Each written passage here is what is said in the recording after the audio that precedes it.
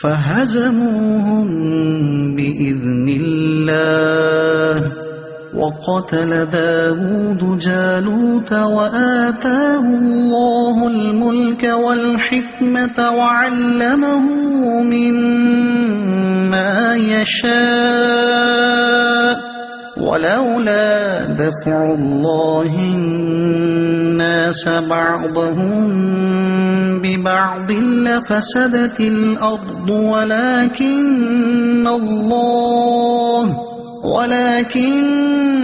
اللہ ذو فضل علی العالمین۔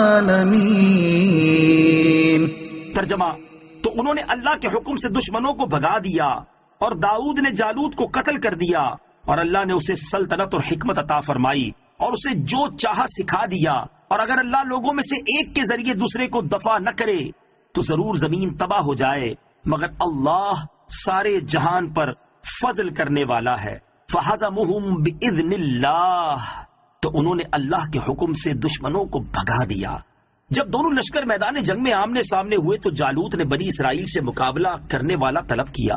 وہ اس کی قوت و جسامت دیکھ کر گھبرا گئے، کیونکہ وہ بڑا جابر، قوی، شہزور، عظیم الجثہ اور قد آور تھا۔ طالوت نے اپنے لشکر میں اعلان کیا کہ جو شخص جالوت کو قتل کرے میں اپنی بیٹی اس کے نکاح میں دے دوں گا اور آدھا ملک اسے دے دوں گا، مگر کسی نے اس کا جواب نہ دیا۔ طالوت نے حضرت شمویل علیہ السلام سے عرض کیا کہ بارگاہ الہی میں دعا کریں۔ آپ نے دعا کی تو بتایا گیا کہ حضرت داؤد علیہ السلام جالوت کو قتل کریں گے۔ حضرت داؤد علیہ السلام کے والد عیشا طالوت کے لشکر میں تھے اور ان کے ساتھ ان کے تمام فرزند بھی تھے۔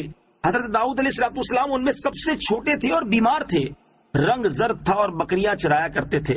جب طالوت نے آپ علیہ السلام سے عرض کیا کہ اگر آپ جالوت کو قتل کریں تو میں اپنی لڑکی آپ کے نکاح میں دے دوں گا اور آدھا ملک آپ کو پیش کر دوں گا، تو آپ نے اس پیشکش کو قبول فرما لیا اور جالوت کی طرف روانہ ہو گئے۔ لڑائی کی صفیں بند گئیں اور حضرت داؤد علیہ السلام اپنے دستے مبارک میں گوپھن یعنی پتھر پھینکنے والی رسی لے کر جالوت کے سامنے آ گئے۔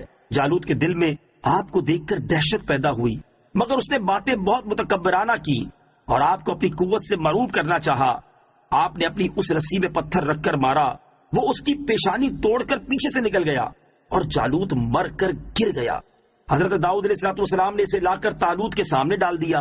تمام بنی اسرائیل بڑے خوش ہوئے اور طالوت نے حضرت داؤد علیہ السلام کو حسب وعدہ نصف ملک دیا اور اپنی بیٹی کا آپ کے ساتھ نکاح کر دیا۔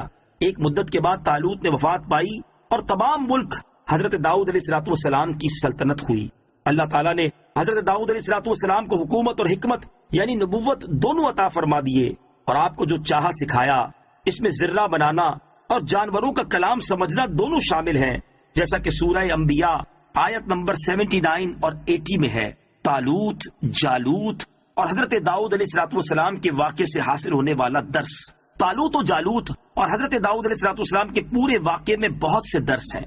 نمبر 1، ثابت قدمی کم لوگوں ہی کو نصیب ہوتی ہے کیونکہ یہ بہت عظیم خوبی ہے۔ نمبر 2، جہاد سے پہلے آزمائش کر لینا بہتر ہوتا ہے۔ عین وقت پر کوئی بزدلی دکھائے تو اس کا نتیجہ اچھا نہیں ہوتا۔ حالت امن میں فوج کی تربیت اور محنت و مشقت اسی مقصد کے لیے ہوتی ہے۔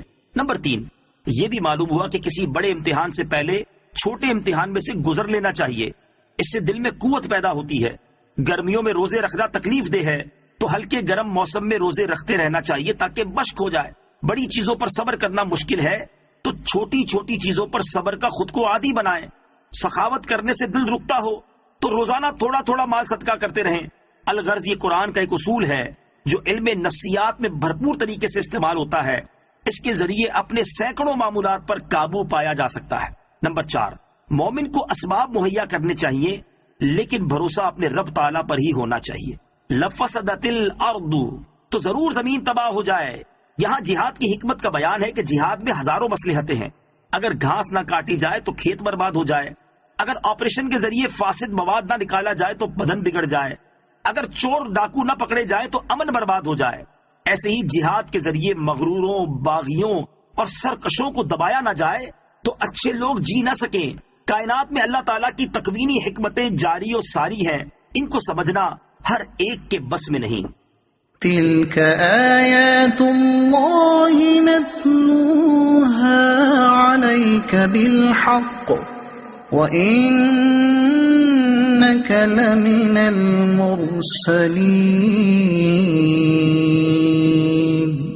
ترجمہ: یہ اللہ کی آیتیں ہیں جو اے حبیب ہم آپ کے سامنے حق کے ساتھ پڑھتے ہیں، اور بے شک تم رسولوں میں سے ہو۔